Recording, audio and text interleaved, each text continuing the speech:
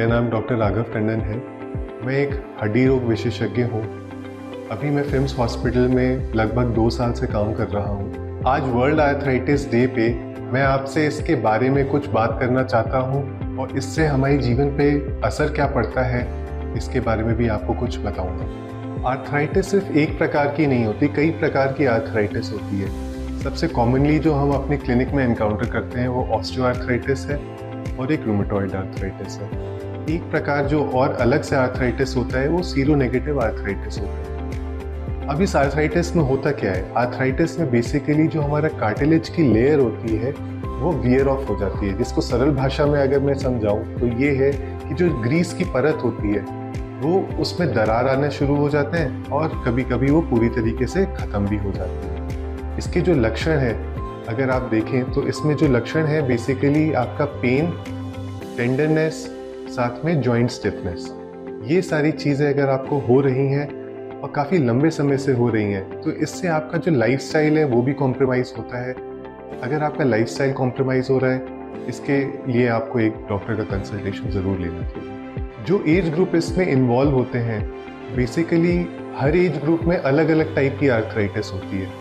Young age group में हमें most commonly rheumatoid arthritis के रूप में मिलता है, जिसमें अगर सुबह जोड़ में जकड़न होना, और जो वरिष्ठ नागरिक होते हैं उसमें हमें ऑस्टियोआर्थराइटिस ज़्यादा मिलता है।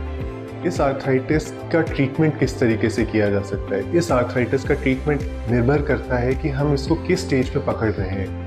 कई पेशेंट्स होते हैं जो हमारे पास अर्ली स्टेज पे आते हैं। उस अर्ली स्टेज पे हम supportive treatment, physical therapy and medication, इन तीनों चीज़ों के साथ एक कंबाइंड एफर्ट लगा के इसको हम कंट्रोल करते हैं ताकि ये जो डिजीज़ है वो आगे ज़्यादा बढ़े ना। लेकिन कुछ पेशेंट्स ऐसे होते हैं जो लेट स्टेज में आते हैं। लेट स्टेज के पेशेंट्स हमारे पास ज़्यादा ऑप्शन ना होने की वजह से हम उन्हें सर्जरी की भी एडवाइस कभी कभी देते हैं। किसी भी प्रकार की आर्थराइटिस को डायग्नोज करने के लिए हमें कुछ सिंपल ब्लड टेस्ट और प्लेन रेडियोग्राफ्स की ज़रूरत होती है, जिससे हमें एक आइडिया लग जाता है कि जो स्टेज है आर्थराइटिस की वो कैसी है, अर्ली स्टेज है कि लेट स्टेज है। अब मैं आपको बताऊंगा कि आप अपने आर्थराइटिस को कंट्रोल में रखने के लिए क्या कर सकते हैं।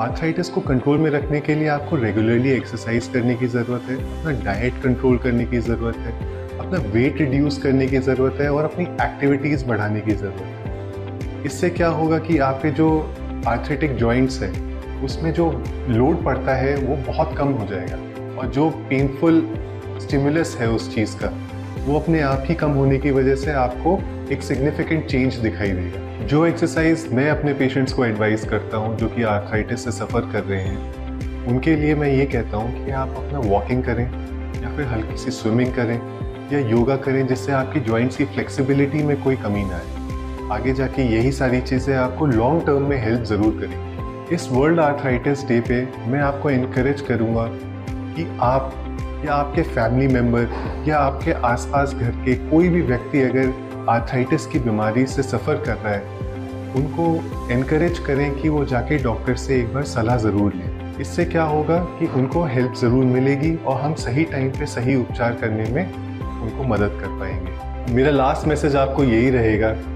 Take action today for a pain free tomorrow. Stay healthy, stay fit. Thank you.